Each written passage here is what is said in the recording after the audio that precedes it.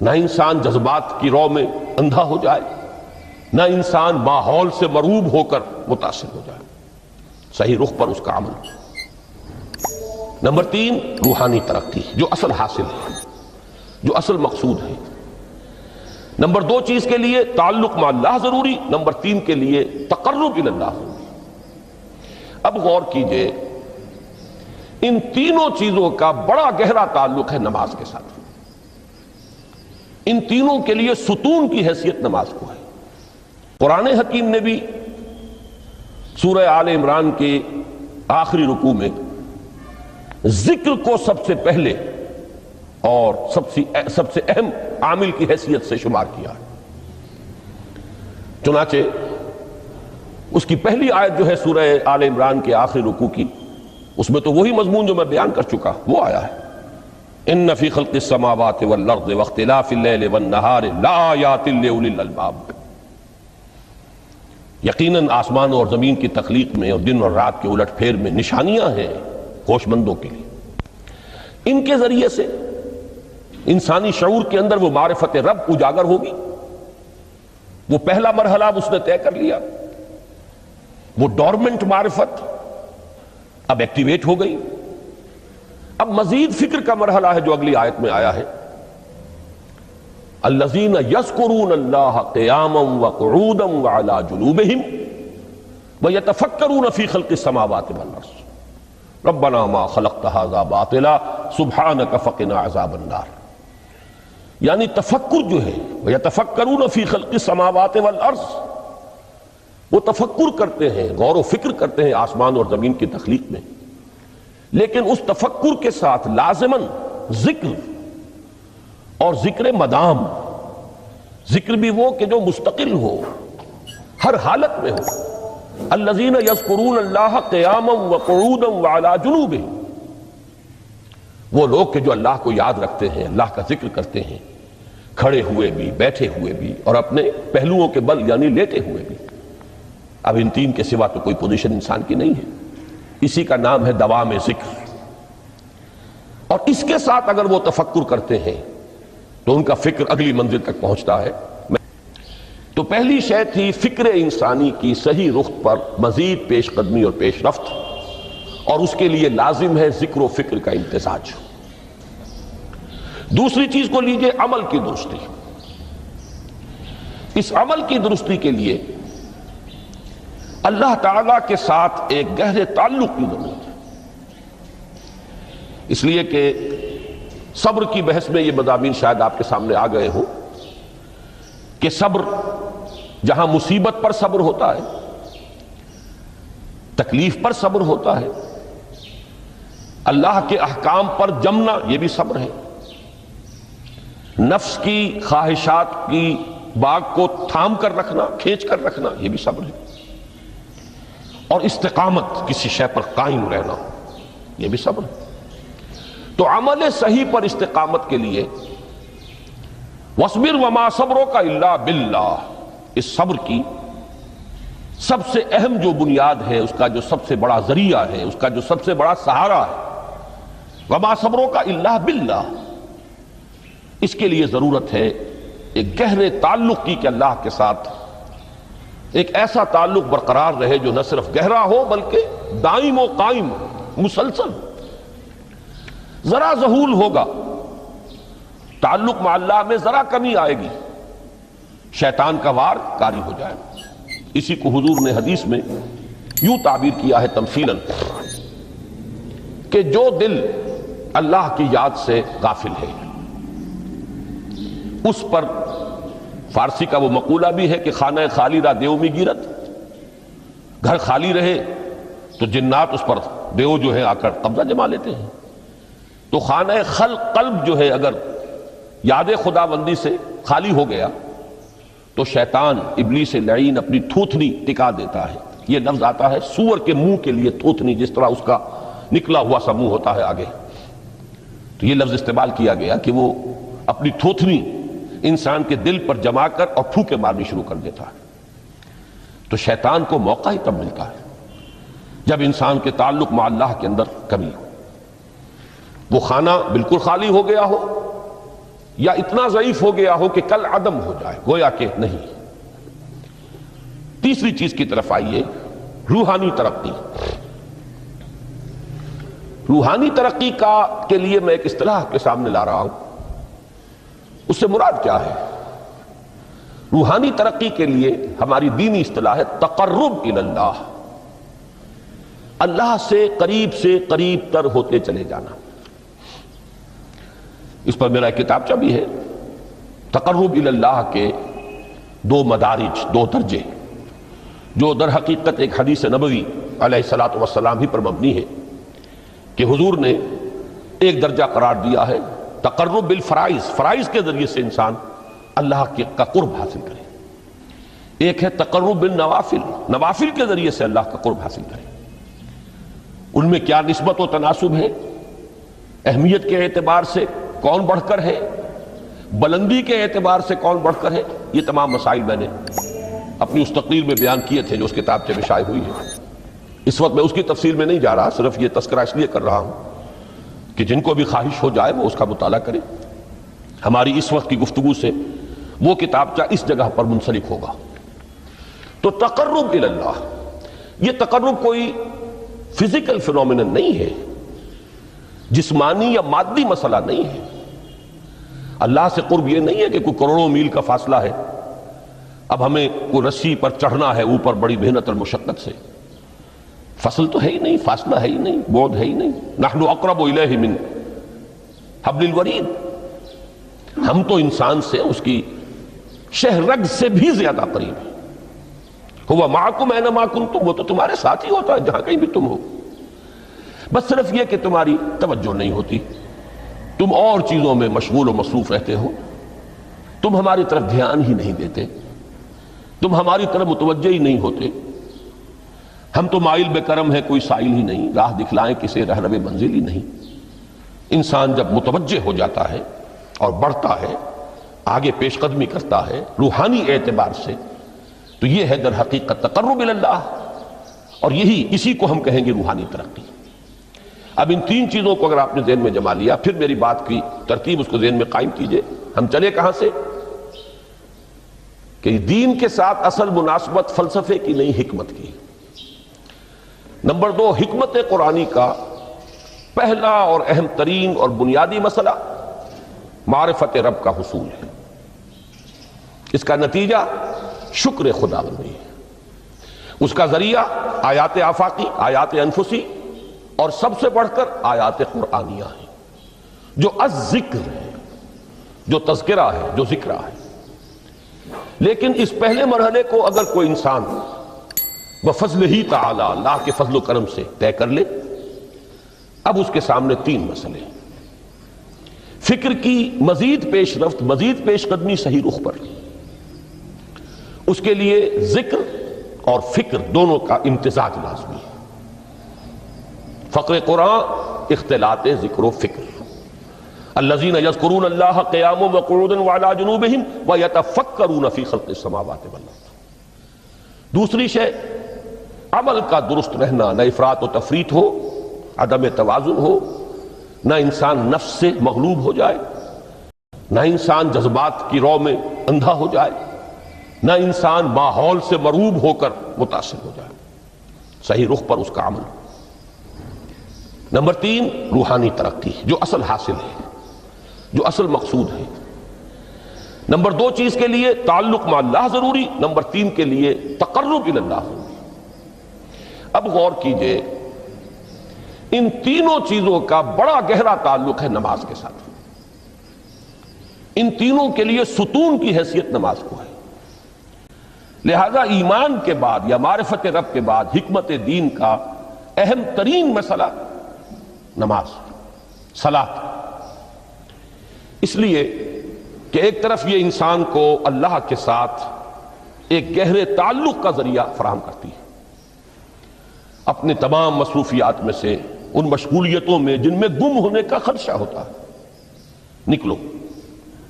24 گھنٹے کے معمولات میں سے کم 5 مرتبہ تو لازماً نکلو، اور اپنے آپ کو ذرا، اپنے حواس کو بھی، اپنی باطنی کیفیات کو بھی ذرا تازہ کرو۔ اگر کوئی گندگی، نجاست، کسی طرح کی ناپاکی کا کوئی معاملہ ہے، طہارت حاصل کرو۔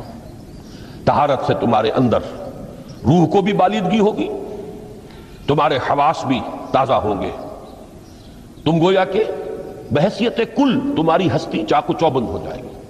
وہ کسل، وہ سستیاں، وہ جو ایک کثافتیں ہوتی ہیں، ان سب سے نجات حاصل کرو، اور اب اپنے رب کے حضور میں کھڑے ہو جاؤ، اس کے ساتھ اپنا عہد بھی تازہ کرو، اس کی اہم صفات کو بھی اپنے ذہن میں پھر مستحضر کرو۔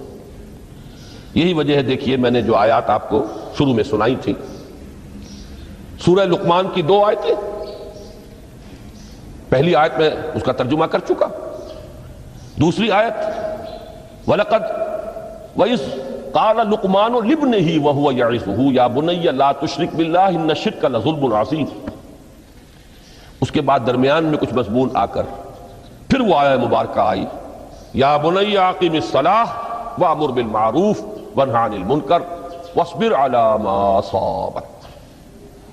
گویا کہ اہم ترین چیز، بنیادی ترین چیز، اللہ کو محض پہچان لینا کافی نہیں ہے، یاد رکھنا ضروری ہے۔ اللہ یاد رہے گا تو فکر صحیح آگے بڑھے گا، اللہ یاد رہے گا اور اس کے ساتھ ایک گہرا تعلق جو ہے برقرار رہے گا تو عمل درست رہے گا۔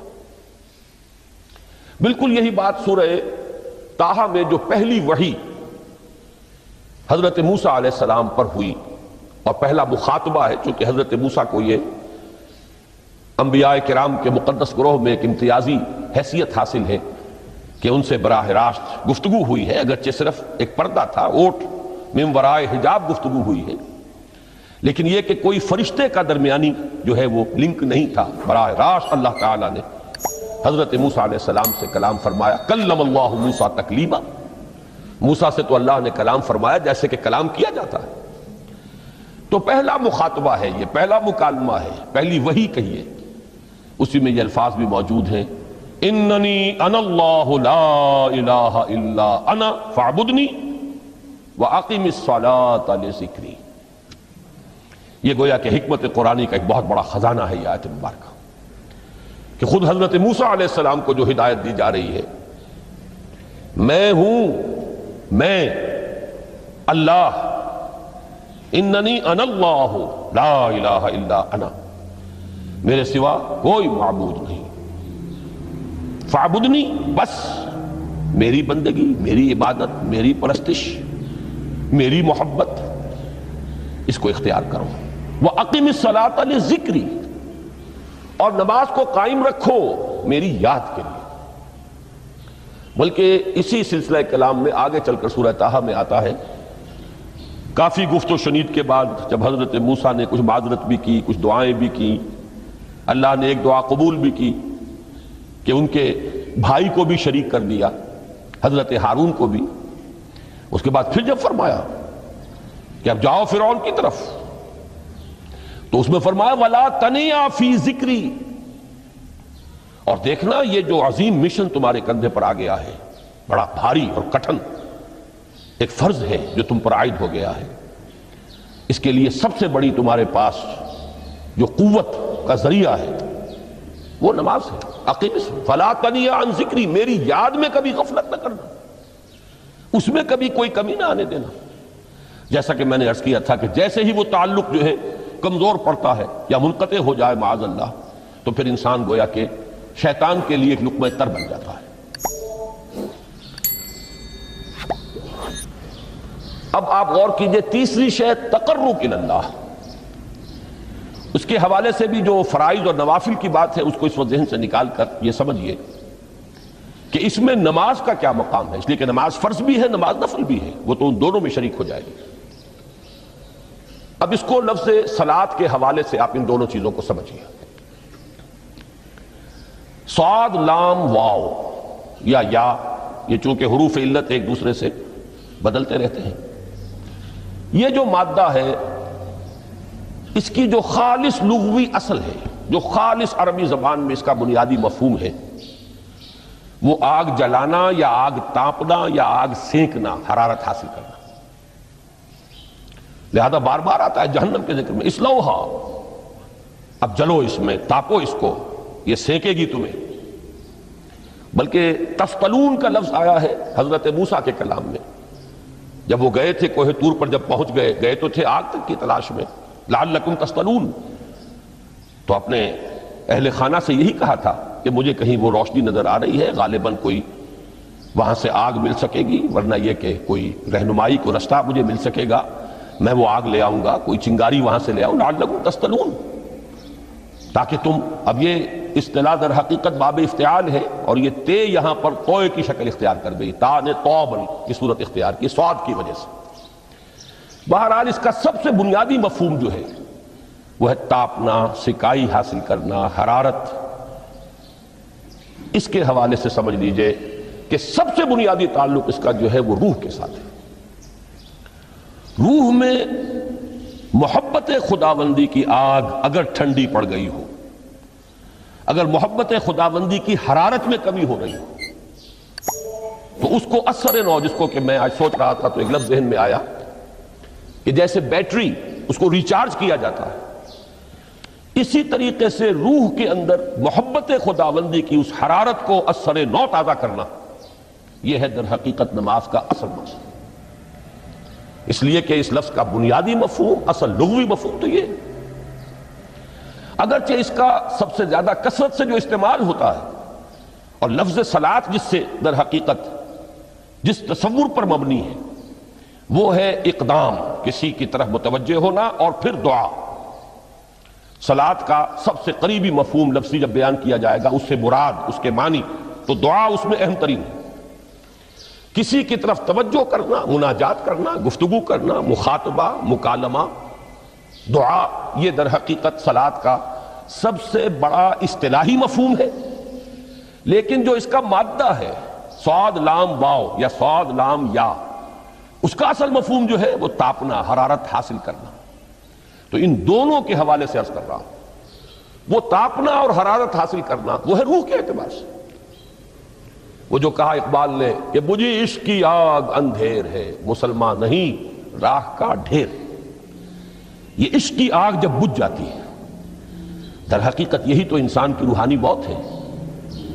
جب یہ نہ رہے تو چاہے منطق میں بہت انسان ماہر ہو، مجھے اقبال کا ایک شعر یاد آیا ہے تقابل کرتے ہوئے، ایک انسان محکوم اور ایک انسان حر، آزاد انسان، ان کی نفسیات میں جو بنیادی فرق علامہ اقبال نے مختلف مواقع پر بیان کیے ہیں۔ محکوم ہے بیگانہ اخلاص و مروت، ہر چند کے منطق کی دلیلوں میں ہے چالاک۔ تو منطق کی دلیلوں میں انسان چالاک ہو جائے اور وہ لغت ہائے حجازی کا وہ ایک خزانہ بن جائے، اسے تمام الفاظ کے معنی یاد ہو، وہ بڑے مسائل فقہ کے اسے ازبر ہو، جزیات، بے انتہا جزیات جو ہے وہ مستحضر ہو، فلسفے کے بڑے بڑے مسئلے اس نے حل کر لیے ہوں، لیکن اگر روح میں وہ اللہ کی محبت کی آگ نہیں ہے، وہ تپش نہیں، بجھی عشق کی آگ اندھیر ہے، مسلمان نہیں راہ کا ڈھیر۔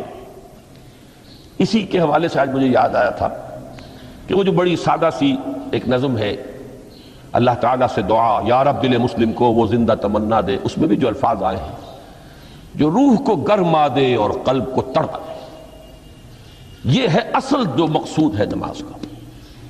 اور یہی وہ چیز ہے جیسا کہ میں نے عرض کیا تھا کہ نگاہوں سے اوجھل، یہ پہلو سامنے ہے ہی نہیں، دوسرا پہلو سامنے ہے اور وہ بھی میرے نزدیک بہت اہم ہے، بہت بنیادی ہے، اس میں کوئی شک نہیں، لیکن یہ ہے بلند ترین منزل کہ تقرب الی اللہ، اس کے لیے در حقیقت یہ کس لیے درکار ہے؟ روح کے اندر عشق کی حرارت اور گرمی تازہ ہو جائے۔ بسا اوقات یہ اندر دب جاتی ہے، جیسے انگارہ ہوتا ہے آگ کا، اس کے اوپر خاک اور راکھ آ جاتی ہے، اندر کچھ ہوتی ہے، آگ دبی ہوئی سمجھ، آگ بجھی ہوئی نہ جان، اس دبی ہوئی آگ کو پھر ایک شعلہ بنانا، پھر اس کے اندر ایک حیات تازہ پیدا کرنا، یہ ہے نماز کا اہم ترین اور بلند ترین مقصد۔ لیکن اس کے ساتھ ہی اس نماز میں ذکر ہونا، اس کا یہ ذکر ہے. اور ذکر کی جب میں فہرست بیان کیا کرتا ہوں بہت سے حضرات کے سامنے ہوگا کہ ذکر کا در حقیقت مفہوم ہے استحضار اللہ فی القلب. ہمارے ہاں غلطی سے جو ذرائع ذکر ہے انہیں ذکر قرار دے دیا گیا. نماز ذکر نہیں ہے، نماز ذکر کا ذریعہ ہے. اقیم الصلاۃ لذکری، نماز قائم کرو میرے ذکر کے لیے. یہ اللہ اللہ کہنا یا ادعیہ معصورہ جو حضور صلی اللہ علیہ وسلم کی مسنون دعائیں ہیں، انہیں اپنے تمام معمولات دنیاوی کے ساتھ ساتھ ان دعاؤں کو بھی انسان پڑھتا رہے، اللہ سے دعا کرتا رہے. یہ تمام ذرائع ذکر ہیں. سبحان اللہ الحمدللہ الحمدللہ، اس کا آپ ورد کیجئے، یہ بھی ذریعہ ذکر ہے. حقیقت میں ذکر ہے استحضار اللہ فی القلب، اللہ کو دل میں لے آنا، اللہ کو دل میں حاضر کر لینا. اصل میں تو ترجمہ ہوگا لیکن حاضر جاننا، یہ کیفیت جو ہے انسان کو حاصل ہو جائے. اب اس کے حوالے سے ذرا بات سمجھیے کہ ایک تو میں عرض کر چکا ہوں مجسم ذکر تو قرآن ہے، لہذا ذکر کی فہرست جب آپ کریں گے ذرائع ذکر تو ان میں سب سے پہلے قرآن آئے گا، اس لیے کہ وہ ہماری حکمت کے پہلے مسئلے کو حل کر رہا ہے، بنیادی مسئلہ، اہم ترین مسئلہ. دوسرے نمبر پر ذکر جو ہے، اب اس کے لیے کچھ اصطلاحات جو میرے مختلف دروس میں شاید آپ کے سامنے بعد میں آئیں یا پہلی آ چکی ہوں، ان کے حوالے سے میری بات سمجھیے. ایک ذکر غیابی ہے، تھرڈ پرسن میں، صیغہ غائب میں اللہ کی یاد کرنا. اللہ اکبر اللہ اکبر اللہ اکبر. ابھی اللہ اکبر جو ہے یہ جملہ اسمیہ خبریہ ہے، ایک حقیقت کی تکرار آپ کر رہے ہیں، اللہ سب سے بڑا ہے، اللہ سب سے بڑا ہے. سبحان اللہ سبحان اللہ سبحان اللہ. یہ در حقیقت ذکر غیابی ہے کہ آپ اس میں مخاطب نہیں ہیں اللہ سے. ایک ذکر خطابی کہیں یا ذکر حضوری کہیں جس میں مکالمہ ہوتا ہے، جس میں گفتگو ہوتی ہے. تو نماز در حقیقت ذکر حضوری اور ذکر خطابی کی بلند ترین شکل ہے. اس لیے میں نے عرض کیا تھا کہ نماز کے لفظ یا صلاۃ کے لفظ، یہ اصطلاحی معنی جو اکثر و بیشتر کیے جاتے ہیں وہ ہے دعا. اور دعا میں ہوتا کیا ہے؟ مکالمہ ہے، مخاطب اے اللہ، اے میرے رب، اے پروردگار.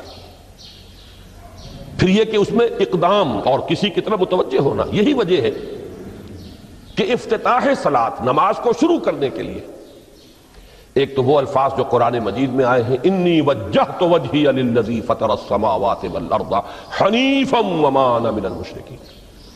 یہ ہے توجہ کا ارتکاز، بشرطے کہ یہ صرف الفاظ ہی نہ نکل رہے ہوں، واقعتاً یہ تعبیر ہو اس وقت کی انسان کی نفسیاتی کیفیت کی، کہ شعوری طور پر وہ فیصلہ کرتا ہے کہ اب میں منقطع ہو رہا ہوں، ہر چہار طرف سے اپنی توجہ کو ہٹا کر، ہر مسئلے سے اپنے آپ کو خالی و ذہن کر کے، یعنی ظاہری اور باطنی دونوں اعتبار سے میں اپنی توجہ کا ارتکاز کر رہا ہوں اس ذات کی طرف جس نے آسمانوں اور زمین کو پیدا کیا، اور بالکل یکسو ہو کر رہا ہوں. انی وجہت وجہی للذی فطر السماوات والارض حنیفا وما انا من المشرکین. اور دوسری وہ جو دعا جس سے ہم افتتاح کرتے ہیں اپنی نماز کا، دیکھیں اس میں خطاب کا کس قدر اہتمام ہے. وہاں سبحان اللہ نہیں ہے، سبحانک اللہم، پاک ہے تو اے رب ہمارے، وبحمدک وتبارک اسمک وتعالی جدک. اب آپ غور کر رہے ہیں، یہ ہے تخاطب، براہ راست مخاطب ہونا ہو رہی ہے. تو سب سے پہلی بات تو یہ ہوئی کہ ذکر کی ایک شکل ہے ذکر غیابی، دوسری ذکر حضوری، اور ذکر حضوری یا ذکر خطابی کی بلند ترین منزل، بلند ترین اس کا ذریعہ نماز. اس کو ایک پہلو سے اور سمجھ لیجئے. سورہ فاتحہ جب پھر ہم پڑھتے ہیں جسے الصلاۃ کہا گیا ہے، جو لب لباب ہے، خلاصہ ہے، اس میں پھر تدریجاً غیاب سے حضور کی طرف پیش قدمی ہوتی ہے. الحمدللہ رب العالمین الرحمن الرحیم مالک یوم الدین. یہ ذکر غیابی ہے، اس میں ابھی خطاب نہیں آیا. یہ وہی جملہ اسمیہ ہے، کل تعریف اس اللہ کے لیے ہے جو تمام جہانوں کا پروردگار ہے، مالک ہے، جو رحمان ہے، رحیم ہے، جزا و سزا کے دن کا مختار و مالک ہے. اب یہ غیاب سے حضور کی طرف، ایاک نعبد و ایاک نستعین اہدنا الصراط المستقیم. یہ ہے وہ، اب پہلے ایک معاہدہ ہے، ایک اقرار ہے، اعتراف ہے، وعدہ ہے، اور پھر دعا ہے، استدعا ہے کہ حضور نے فرمایا، یقول اللہ تعالی، اللہ یہ فرماتا ہے، اسی لیے اس کو حدیث قدسی کہیں گے. قسمت الصلاۃ بینی و بین عبدی نصفین، میں نے نماز کو اپنے اور اپنے بندے کے مابین آدھا آدھا تقسیم کر دیا ہے. اب یہاں تک تو جملہ ہے اللہ کا، یہ ہے حدیث قدسی. اب آگے جو ہے نریشن اس کی جو ہے حضور صلی اللہ علیہ وسلم کی جانب سے ہے، یعنی خبر دے رہے ہیں وہ اللہ کی طرف سے ہی. ویسے تو تمام احادیث ہی گویا کہ ہم سمجھتے ہیں انسپائرڈ تو اللہ کی طرف سے ہی، لیکن یہ کہ جہاں صراحت ہو کہ اللہ کہتا ہے وہ حدیث قدسی. تو یقول اللہ تعالی قسمت الصلاۃ بینی و بین عبدی نصفین، یہاں تک تو حدیث قدسی ہے. اب دوسری عام حدیث ہے، اذا قال العبد الحمد للہ رب العالمین یقول اللہ تعالی حمدنی عبدی. جب بندہ کہتا ہے الحمدللہ رب العالمین، پروردگار کہتا ہے میرے بندے نے میری حمد کی. جب بندہ کہتا ہے الرحمن الرحیم، پروردگار فرماتا ہے اثنا علی عبدی، میرے بندے نے میری ثنا کی، بڑی تعریف کی. جب بندہ کہتا ہے مالک یوم الدین، اللہ فرماتا ہے مجدنی عبدی، میرے بندے نے میری بڑی بزرگی بیان کی ہے، تمجید کی ہے. پھر جب بندہ کہتا ہے ایاک نعبد و ایاک نستعین، اللہ فرماتا ہے ھذا ما بینی و بین عبدی ولعبدی ما سأل، یہ ہے میرے اور میرے بندے کے درمیان. یہ تو معاہدہ ہے نا، معاہدے میں تو دو فریق جکڑے جاتے ہیں، بند جاتے ہیں.